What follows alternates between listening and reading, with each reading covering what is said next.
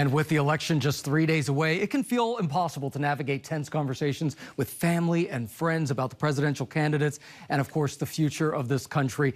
This tension and division, it is just stressing a lot of Americans out. Fortunately, though, we have Dr. Frank Anderson, my friend, here to give us some tips on how to handle election season stress. So, Dr. Anderson, good morning. Great to have you here. Thank you so much, Gio. It's great to see you again. Likewise, my friend. It can be hard to talk politics with people who disagree with you. And these conversations, they can get heated really, really fast. So how can people have these productive conversations about politics with friends and family who they may not see eye to eye with? You know, it's really important to hold this awareness that we all hold deep beliefs and values based on what we learn in our families and what we're trying to prepare from our histories.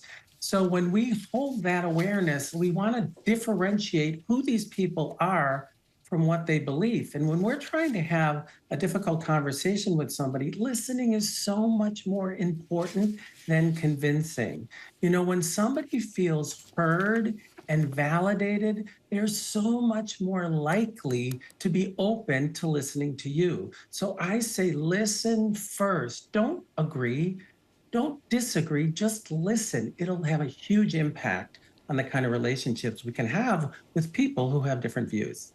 That's right, because oftentimes people have different reasons for holding those views. And so listening, you can actually hear what those reasons may be instead of just talking. So, Dr. Frank, what are some ways that people can really handle this election season stress? Because there's a lot of it, right? There's a lot of heaviness. There's a lot of harsh language going on. Yes. Yeah. So I would say this is if you're going to have a heated conversation with somebody, hold that awareness. And it's really better to stop a conversation than to continue letting it escalate, right? Say something like, hey, this is getting difficult for me. I need to take a break. Silence is so much less toxic than hate. Like you can come back and have a conversation. I like to say, have compassion for the person you're talking to before you enter a conversation with them. This is challenging for people because we are so heated in what we believe is right?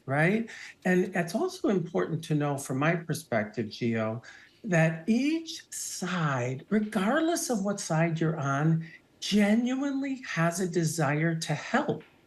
But they're helping in different ways. And we tend to focus on the ways people are helping instead of staying with what we have in common, which is that we all want to help. I think that helps us enter conversations differently when we know that we all have a common goal of making the world a better place.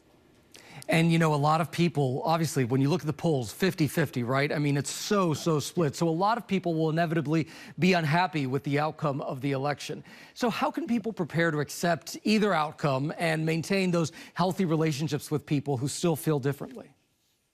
Yeah, I do think it's really about holding the complexity of all human beings, right? We all have good and bad qualities. We all have joy and sorrow.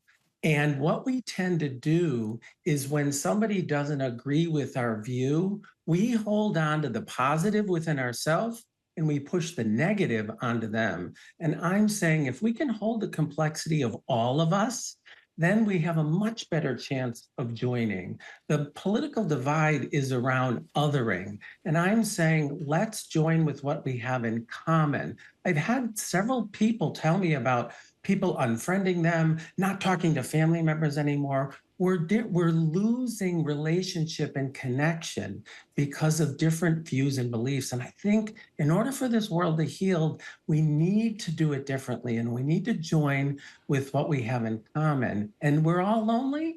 Love and connection can really heal. All right, Dr. Frank Anderson, as always, we so appreciate you. Thank you so much. And of course, no need to stress out on Election Day because ABC News has you covered.